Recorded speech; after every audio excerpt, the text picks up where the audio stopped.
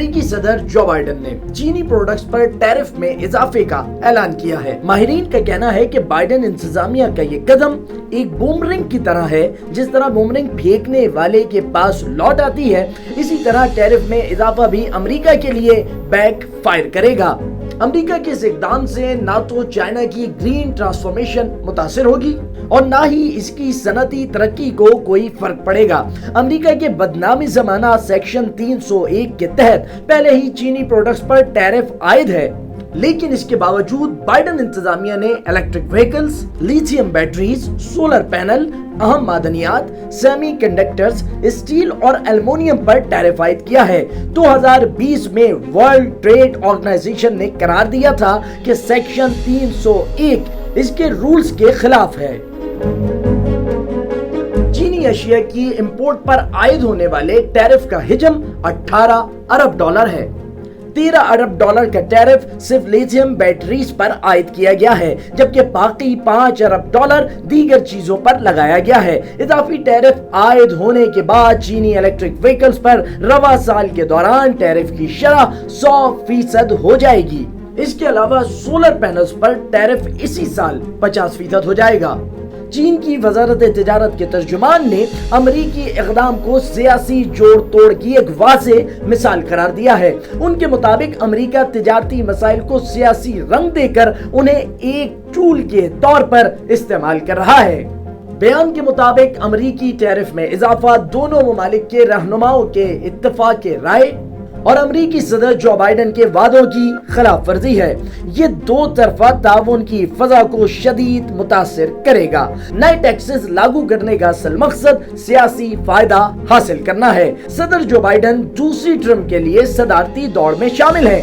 چین پر نئے ٹیکسز عائد کر کے وہ امریکی لیبر کلاس کی ہمدردیاں سمیٹنا چاہتے ہیں تاکہ اس طبقے کے لوگوں کے ووٹ حاصل کیے جا سکیں۔ رواں برس نومبر میں امریکہ میں صدارتی انتخابات ہوں گے۔ صدر جو بائیڈن کا مقابلہ اپنے پیشرو ڈونلڈ ٹرمپ کے ساتھ ہے، جو کہ بعض سرویز میں ان سے آگے نکلتے ہوئے دکھائی دے رہے ہیں۔ چین کی پروڈکٹس پر ٹیکسز کا نفاذ ایک ایسا سیاسی قدم ہو سکتا ہے کہ جس کی مدد سے ووٹرز کو اپنی جانب مائل کیا جا سکے۔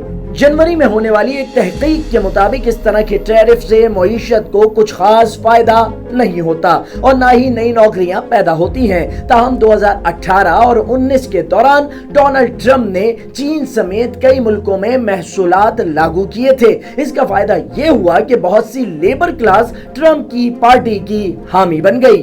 رپورٹ میں کہا گیا ہے کہ چینی اشیاء پر ٹیکسوں کے نفاذ کی امریکی عوام کو بھاری قیمت چکانی پڑتی ہے۔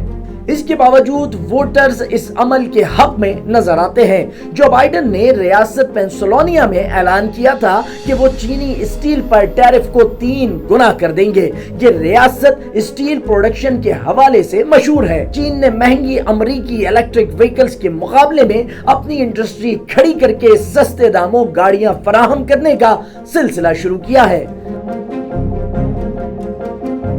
دنیا بھر میں چینی الیکٹرک گاڑیوں کی مانگ میں اضافہ ہو رہا ہے۔ جو بائیڈن نے الیکٹرک گاڑیوں پر بھی ٹیرف میں اضافہ کیا ہے۔ اس کا مقصد آٹو انڈسٹری کے بڑے پلیئرز کو اپنے ساتھ ملانا ہو سکتا ہے تاکہ انتخابی مہم کے لیے زیادہ سے زیادہ فنڈنگ حاصل کی جا سکے۔ چین امریکہ کا بڑا تجارتی پارٹنر ہے۔ 2023 کے دوران چین نے امریکہ کو $427 ارب کی مصنوعات برآمد کی۔ اس کے برعکس امریکہ نے چین کو $148 ارب کی چیزیں فروخت کی۔ دونوں ملکوں میں یہ تجارتی گیپ کئی دہائیوں سے جاری ہے۔ ماہرین کے مطابق امریکہ مینوفیکچرنگ کے شعبے میں چین کا مقابلہ نہیں کر پا رہا، اس لیے ان کے سیاستدان ٹیرف کو ایک سیاسی ہتھیار کے طور پر استعمال کر رہے ہیں۔ اس کا مقصد لیبر یونینز کو اپنے حق میں کرنا ہوتا ہے۔ سیاسی فائدے کے علاوہ امریکی ٹیرف کا مقصد چین کی نئی انرجی انڈسٹری کو ٹارگیٹ کرنا بھی ہو سکتا ہے۔ چین کی نیوکلیئر انرجی وہیکلز کے شعبے میں ترقی امریکہ کو ہضم نہیں ہو رہی۔ اسے خوف ہے کہ گلوبل سپلائی چین میں اس کی کمپنیاں ٹاپ پوزیشن کھو سکتی ہیں، اس لیے اس نے چین کی ابھرتی ہوئی مارکیٹوں کو ٹارگیٹ کرنا شروع کر دیا ہے۔ ماہرین کا خیال ہے کہ اضافی محصولات سے امریکہ کو بالکل بھی فائدہ نہیں ہوگا۔ یہ اقدام طویل مدت میں خود امریکہ کے لیے نقصان دہ ہے۔ اضافی ٹیرف امریکہ میں اشیاء کی قیمتوں میں اضافہ کرے گا، جس سے صارفین کے اخراجات میں کمی آئے گی اور افراط زر میں اضافہ ہوگا۔ سپلائی چینز اور فیکٹریوں کے باقاعدہ آپریشنز بڑھتے ہوئے اخراجات کی وجہ سے رکاوٹ کا سامنا کریں گے۔ آپریشنل اور پیداواری لاگت کو کنٹرول میں رکھنے کے لیے ایڈجسٹمنٹ کی ضرورت ہوگی۔ ماہرین نے خبردار کیا ہے کہ امریکی ٹیرف کے اقدامات اس کی اپنی ماحولیاتی تبدیلیوں کی کوششوں کے ساتھ ساتھ پوری دنیا کی کوششوں کو نقصان پہنچا سکتے ہیں۔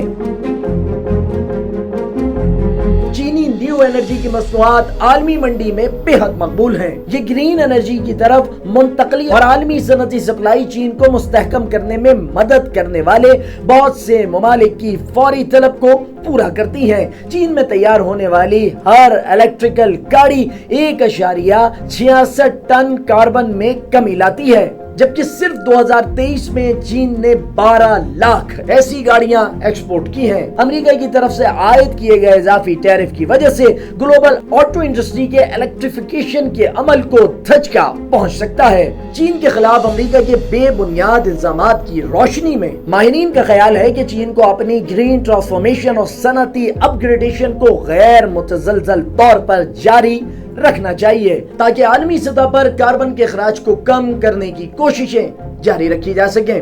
اب تک کے لیے اتنا ہی۔ مزید دلچسپ ویڈیوز کے لیے دیکھتے رہیے ڈیلی پاکستان۔